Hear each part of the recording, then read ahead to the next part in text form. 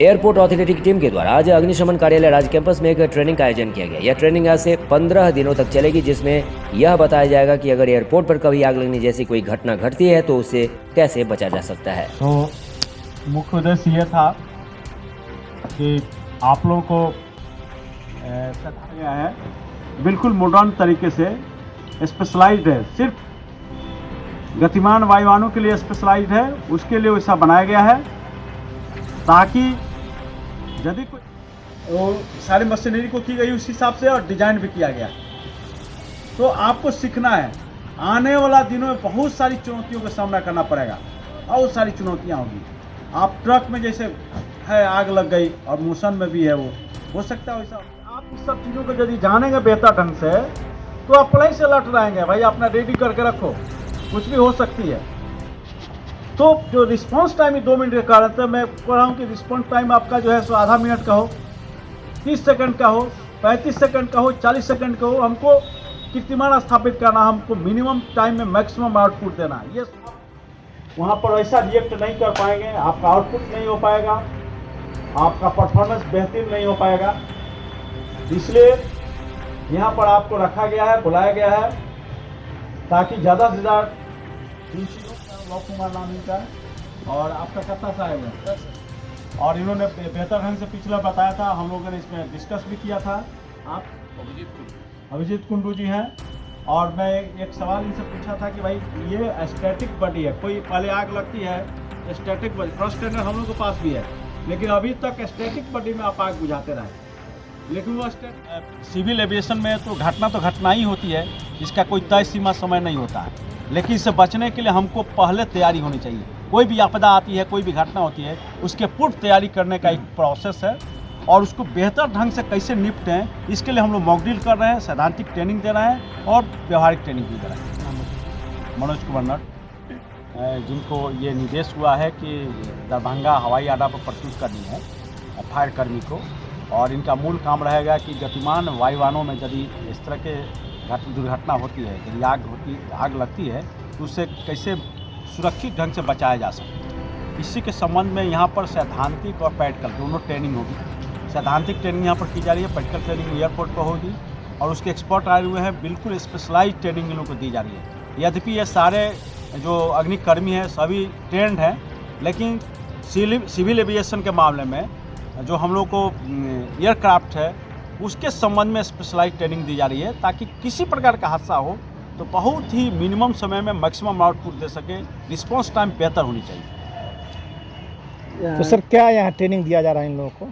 इन लोगों को एयरक्राफ्ट से संबंधित सारे ट्रेनिंग दिया जा रहा है कि इन लोगों को पहले तो एयरक्राफ्ट के बारे में बताया जा रहा है कि उसमें किस प्रकार की दुर्घटनाएँ हो सकती है, कैसे आग लग सकती है, और जो हमारी व्हीकल्स है जो रनिंग बॉडी के लिए बुझाने के लिए cross tender, fire cross tender है रोजनवर्ग, वो रनिंग बॉडी को आग बुझाने के लिए डिजाइंड है। उस हिसाब से इनको बताया जा रहा है कि जो उसमें इक्विप्ड हैं उन सारे इक्विपमेंट्स के बारे में बेहतर ढंग से समझाया और पढ़ाया जा रहा है इन लोगों को। एक्चुअली हम airports authority of India fire service training centre से नॉमिनेट हुआ, और मेरा नाम K Luv Kumar, manager fire service, और मेरे साथ एक instructor sir mister Abhijit Kundu, manager fire service. इधर स्टेट फायर सर्विस 20 आदमी है और दरभंगा एयरपोर्ट में डिप्लॉय करने के लिए है, और डिप्लॉय करने का पहले ये एक रिक्वायरमेंट होता है RCS ट्रेनिंग, उन लोग क्वालिफाई करना है, मतलब पास करना है। उसके लिए वो RCS ट्रेनिंग देने के लिए वो ट्रेनिंग प्रोग्राम 28 डेज़ का होता है, और ये चीज़ का क्वालिफाई होने के बाद उनको डिप्लॉय करेगा। वो चीज़ के लिए हम इधर डिप्लॉय नॉमिनेट ट्रेनिंग देश में ऐसा सेंटर कहाँ कहाँ है? हमारा फायर सर्विस ट्रेनिंग सेंटर 2 होता है, एक दिल्ली में है FTC बोल के फायर ट्रेनिंग सेंटर, दूसरा है कलकत्ता में है, वो फायर सर्विस ट्रेनिंग सेंटर होता है। ये 2 है। हमारा एयरपोर्ट अथॉरिटी का पूरा फायर सर्विस का भी हम ट्रेनिंग उधर ही दे रहे हैं। यहाँ कितने दिन ट्रेनिंग चलेगा? इधर 28 डेज़ आज चालू है और 5 मार्च को ख़त्म होता है। नाम बताया जाए, आप अपना नाम? K Luv Kumar, manager fire service India का फायर ट्रेनिंग सेंटर कोलकाता से आया हम लोग। मैं Abhijit Kundu, manager fire. Airport fire का थोड़ा सा अलग है, स्टेट फायर से थोड़ा सा अलग है। इसको फायर फाइटिंग, इसको अंदर में जो है पैसेंजर उसको रेस्क्यू करने का ये तरीका थोड़ा डिफरेंस है। इसलिए इसको स्पेशलाइज ट्रेनिंग दिया जाएगा, क्योंकि एयरक्राफ्ट फायर में टाइम बहुत कम होती है, क्योंकि एयरक्राफ्ट जो कंस्ट्रक्शन है जैसे बनता है वो पूरा एक बम है। एयरक्राफ्ट जिसमें मटेरियल है, इतना फ्यूल है, ये टोटली कंबस्टिबल मटेरियल, उसमें टाइम कम होता है, रिस्पॉन्स टाइम, कंट्रोल टाइम कम होता है, सर्वाइवल टाइम कम होता है, इसलिए इसको स्पेशलाइज ट्रेनिंग दिया जाएगा। सर ये तो हो गई ज़मीनी बात। अगर उड़ते हुए समय में आग लग जाए तो उसके लिए क्या कुछ योजना है सरकार की, और आपके विभाग द्वारा क्या कुछ ट्रेनिंग दिया जाता है उस कर्मियों को? ऐसे एयरक्राफ्ट जब बनता है उसमें installation fire, fix fire installation होता है, उसमें ऊपर में हवा में, एयर में कोई फायर हो जाएगा और ऑटोमेटिकली फायर एक्सटिंग्विश हो जाएगा। फायर एक्सटिंग्विशर होता है अंदर में, एक्सटिंग्विशिंग मीडिया होता है, फिर भी नहीं होगा वो इमरजेंसी जो नियरेस्ट एयरपोर्ट है, नज़दीक एयरपोर्ट है, उसमें इमरजेंसी लैंडिंग करेगा। करने के बाद एयरपोर्ट का जो फायर सर्विस है वो अटेंड करेगा उसमें। सर आम लोग भी इससे जागरूक हों, क्या उनके लिए भी कोई योजना है कि चढ़ने से पहले आम लोगों को भी इसकी जानकारी दी जाए कि अगर ऐसी संभावना दिखे तो आप क्या करेंगे प्राथमिक स्तर पर? ऐसे साल में एक हमारा फायर सुरक्षा हफ्ता बन जाता है, ऑब्जर्व किया जाता है, फायर सर्विस वीक, इसलिए उसको सचेतनता दिया जाता है ऐसा कोई चीज़ नहीं कैरी करने का जिसमें खतरा हो जाता है, जैसे लाइटर, मैचिस, ऐसा कुछ चीज़, कोई लिकार, कोई लिक्विड, ऐसा कुछ नहीं कैरी करना है जिसमें आग का खतरा है। यहाँ लोगों को आप क्या बता रहे हैं, कर्मियों को आप क्या समझा रहे हैं पूरी तरह से?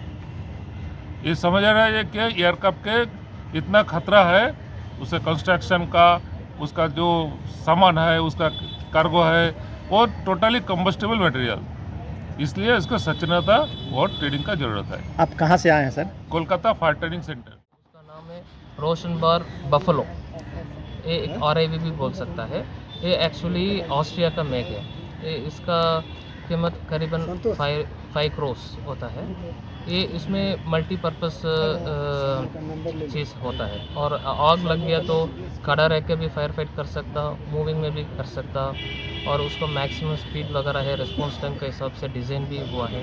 और उसके अलावा एक्सटिंग्विशिंग मीडियाज भी है, इसमें पानी है और फोम भी है, और DCP बोल के एक ड्राई केमिकल पाउडर भी है। ये पूरा एक्सटिंग्विशिंग मीडिया से हम आग बुझने के लिए सभी अवेलेबल एक ही गाड़ी में रहता है। उसके अलावा रेस्क्यू टूल्स एंड इक्विपमेंट्स भी है, लैडर भी है, कटिंग टूल्स एंड इक्विपमेंट्स भी है, और सब सारा चीज़ रख के हमारा ऑब्जेक्टिव है rescue and fire fighting to save life and property passengers का।